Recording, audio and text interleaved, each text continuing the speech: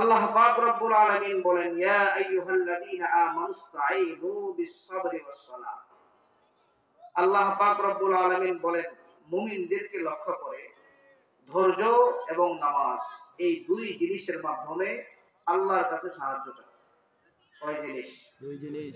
এই দুই জিনিসের মাধ্যমে যখন বান্দা আল্লাহর কাছে সাহায্য চাইবে, মুসিবত দূর করে দিবেন কে? আল্লাহ। আল্লাহ বলেন, ইন্নাল্লাহা মা'আস সাবিরিন, আমি আল্লাহ ধৈর্যশীলদের সাথে আছি। বলেন না সুবহানাল্লাহ। সুবহানাল্লাহ। এইজন্য ভাইরা, বিপদ যখন মুমিনের কাছে আসবে, তখন বিপদের সময় মুমিন ধৈর্য ধারণ করবে। রাসূল আরবি সাল্লাল্লাহু আলাইহি ওয়াসাল্লাম বলেন, মুমিন যদি বিপদের সময় ধৈর্য ধারণ করে, আল্লাহ পাক রব্বুল আলামিন আসমান থেকে তার বিপদ মুক্তির ফয়সালা করে দেন। সুবহানাল্লাহ। আর মুমিন যখন নিয়ামত পাবে, নিয়ামত পাওয়ার পরে যখন নিয়ামতের শুকর গুজার করবে, আল্লাহ ওই মুমিনের নিয়ামত আরো বাড়ায়া দিবে। সুবহানাল্লাহ। তার মানে মুমিন কষ্টে থাকলেও লাভ, সুখে থাকলেও লাভ। মুমিন যদি কষ্ট থাকে সবর করবে, ধৈর্য ধরবে, ধৈর্যের ফল মিষ্ট হয়। মুমিন যখন ধৈর্য ধারণ করবে, আল্লাহ পাক রব্বুল আলামিন মুমিনের জন্য উত্তম ফয়সালা করে দিবেন। আর মুমিন যখন নিয়ামত পেয়ে ধন্য হবে, নিয়ামত পাওয়ার পরে মুমিন যখন শুকরিয়া আদায় করবে, আল্লাহ বলেন, লাইন শাকারতুম লাযিদান্নাকুম, যে বান্দা নিয়ামত পাবে তো নিয়ামতের শুকরিয়া আদায় করবে, আমি আল্লাহ আমার নিয়ামত বাড়ায়া দিব। সুবহানাল্লাহ। এইজন্য মুমিনের কোনো টেনশন নাই। জোরে বলেন, টেনশন নাই। আরেক জায়গায় আল্লাহ বলেছেন, ক্বাদ আফলাহাল মুমিনুন, সফল কাম হয়েছে মুমিন যারা তারা। তার মানে আমরা এখানে যারা আছি, আমরা সকলেই তো ঈমানদার। আমরা তো ছয় কথা বিশ্বাস করেছি, লা ইলাহা ইল্লাল্লাহ, আল্লাহ ছাড়া কোনো ইলাহ নাই, আল্লাহ ছাড়া কোনো বিধানদাতা নাই, আল্লাহ ছাড়া কোনো কর্তা নাই, আল্লাহ ছাড়া কোনো রব নাই, আল্লাহ ছাড়া কোনো মালিক নাই। একমাত্র মালিক যিনি, তিনি হলেন কে? আল্লাহ। জোরে বলেন কে? আল্লাহ। এজন্য চাওয়ার সময় চাইবো কার কাছে? আল্লাহর কাছে। বলেন, চাওয়ার সময় চাইবো কার কাছে? আল্লাহ। আরে মালিক তো কত বড় নিয়ামত ওয়ালা। আরে বান্দা তো, আমি আপনি তো মনে করি মালিক আমাকে ডাকতেছে নামাজের জন্য। মুয়াজ্জিন বলে, হাইয়া আলাস সালাহ, মসজিদের দিকে এসো। মুয়াজ্জিন বলে, হাইয়া আলাল ফালাহ, কল্যাণের দিকে এসো। হাইয়া আলাস সালাহ, নামাজের দিকে এসো। আস-সালাতু খায়রুম মিনান নাওম, ঘুমের চেয়ে নামাজ ভালো। এই সমস্ত এলানগুলা মুয়াজ্জিন যখন মাইক দিয়ে এলান করতে থাকে, আরে আমরা তো মনে করি মুয়াজ্জিন নামাজের জন্য ডাকে। আরে বিষয়টা তো এইটা না, বিষয়টা হলো এইটা, বান্দা চাই আরে মুমিন নামাজে আসবে, আমি জান্নাতের চাবিটা ধরায়া দেব। সুবহানাল্লাহ। সুবহানাল্লাহ, বাড়ি যায় কই? সুবহানাল্লাহ। জোরে সরে বলেন সুবহানাল্লাহ। আরে বান্দা নামাজ পড়বে, কবে কি জান্নাতের চাবি? বলেন কি বলে? চাবি। আরে মক্তবের বাচ্চারাও জানে, আস-সালাতু মিফতাহুল জান্নাহ, নামাজ বেহেশতের চাবি। জোরে বলেন, বেহেশতের।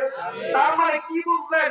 আরে মুমিন তো নামাজে আসবে, নামাজের বিনিময় কি? আরে মুমিন তো সিজদা দিবে, ওই সত্যমুখ জমিন আল্লাহ মিজানের পাল্লায় ওজন করাবে। সুবহানাল্লাহ।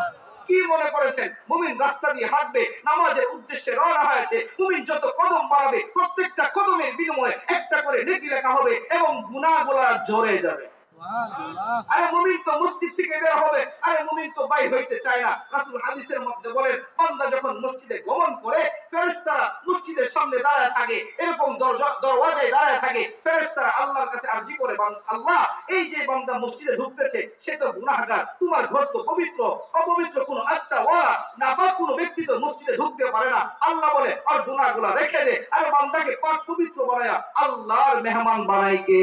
আল্লাহ। জোরে বলেন, বানায় কে? বান্দাকে যখন আল্লাহর মেহমান বানায়, বান্দা যখন আস্তে আস্তে দেরি করে, ওই ফেরেশতারা আল্লাহকে বলে, মালিক, আরে বান্দা তো মসজিদে ঢুকেছে, মসজিদ থেকে বের হচ্ছে না, গুনার ভার সহ্য করতে পারতেছি না, মালিক কি করব? আল্লাহ বলে, যা গুনাহগুলো মিটায় দে, আমি তাকে maaf করে দিলাম। সুবহানাল্লাহ।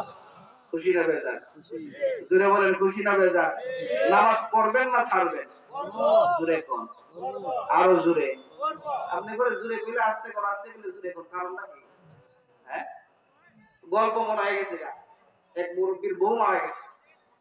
তো বউ মারা যাওয়ার পরে মুরব্বী উল্টা দিকে খুঁজতে আরম্ভ করছে। তো মানুষগুলা কয়, মুরব্বী বয়সের ভারে কি মাথাও গেল নাকি? এর মুরব্বী উত্তর দেয়, না না, আমার মাথা যায় নাই, আপনারা যারা আমারে দেখতেছেন আমনে করে মাথা গেছে। তো বিষয়টা কি?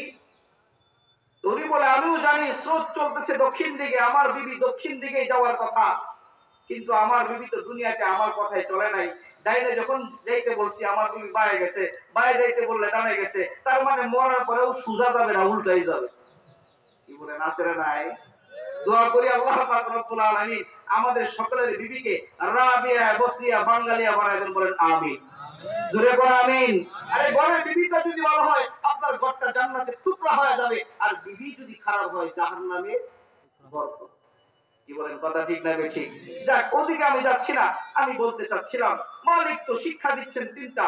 এক নাম্বার শিক্ষা হলো নামাজ। আরে বান্দা সিজদা দিবি তো আল্লাহর কাছে চলে যাবি। রাসূলকে এক সাহাবী জিজ্ঞেস করেছেন, ইয়া রাসূলুল্লাহ, ইয়া হাবিবাল্লাহ, আমি আপনার সাথে জান্নাতে থাকতে চাই। আল্লাহ রাসূল বলেন, যদি আমার সাথে জান্নাতে থাকতে চাও বেশি বেশি সিজদা করবা। সুবহানাল্লাহ। কি করবা?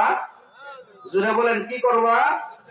পিছন থেকে মানুষ আসতেছে, আপনারা একটু জায়গা করে দেন, একটু কষ্ট করে আগান না ভাই, একটু কষ্ট করে আগান, পিছনে জায়গা করে দেয়। মানুষগুলো আসতেছে, একটু বসার জন্য জায়গা করে দেয়, এদিকে অনেক জায়গা খালি আছে।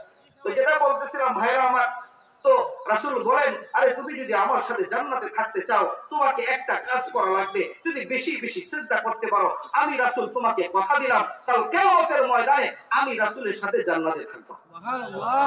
এইজন্য বেশি বেশি সিজদা দিতে রাজি আছি তো ইনশাআল্লাহ? কারা কারা সিজদা দিবেন দুই হাত উঁচা করে দেখান, দুই হাত উঁচা করে দেখান, বলে নারে তাকবীর, নারে তাকবীর। আল্লাহ আমাদের সকলের হাতকে কবুল করেন, বলেন আমিন।